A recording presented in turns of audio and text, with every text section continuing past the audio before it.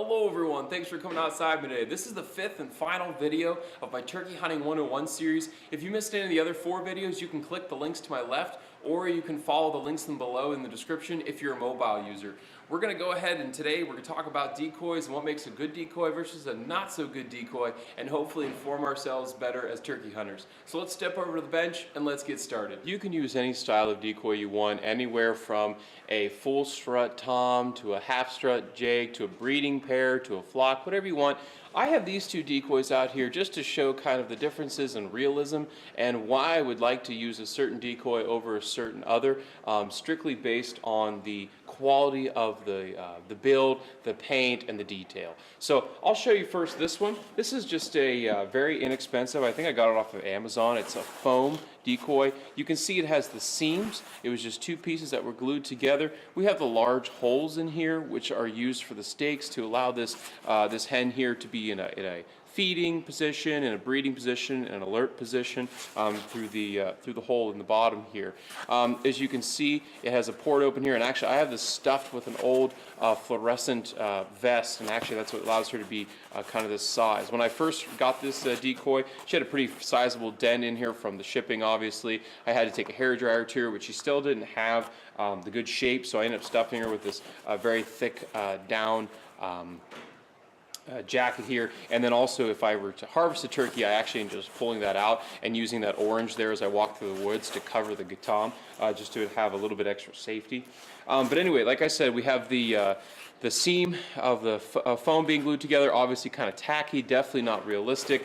Painting is not that superb at all. I mean, we have some feather details in the mold of the foam on both sides, but as you notice, it's a very standard paint job, just kind of blacks and browns and beiges and tans. Nothing extravagant. The tail definitely is just, you know, pretty generic looking. Obviously, we have that big dent back here in the back. Haven't stuffed that yet again, but I mean, you know, it serves its purpose.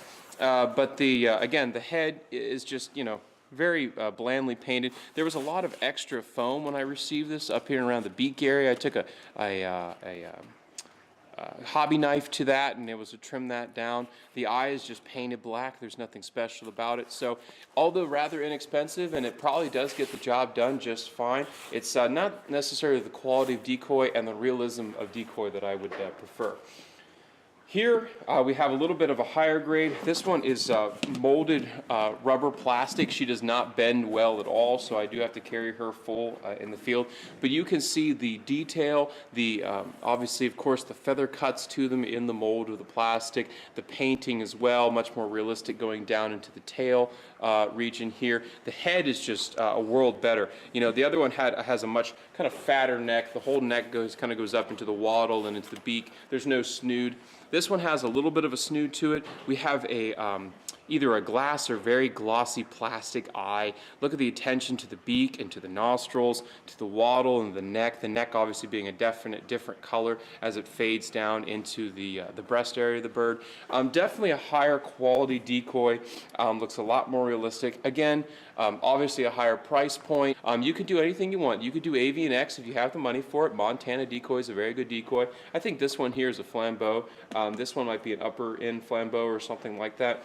They're all going to work. It really depends on the bird. What you're trying to do, you're trying to lure a receptive tom or jake to you with what looks like a hen that's non-threatening. He wants to add to his flock, to his harem, if you will. And so you want it to look appealing, but if he's cool with kind of grungy looking, then he's cool with kind of grungy looking. If he's cool with really cool, then you got to go with that. It really all depends on you, of course. Like I say in all my videos, it really comes down to your budget and what you're comfortable with and the hunting situations that you're in. So don't feel pressured that you need to have $100 or more invested in your decoys before you're able to become an effective turkey hunter. So that's all for this video, and that concludes the Turkey Hunting 101 series. If you ever have any questions or comments, please post them in the comment section below, or you can head over to my Facebook page, Average Jack Archery, give it a like, and go ahead and post a message or a comment there, or private message me. I always try to get back to everybody as soon as I can. If you missed any of the other 4 videos, you can click links right here and hopefully better inform yourself as a turkey hunter. I hope you're able to get out and enjoy the sport of turkey hunting, whether it's the fall or spring, wherever you are in the country. I hope you're able to get out and enjoy God's beautiful creation, and we'll get to see you next time.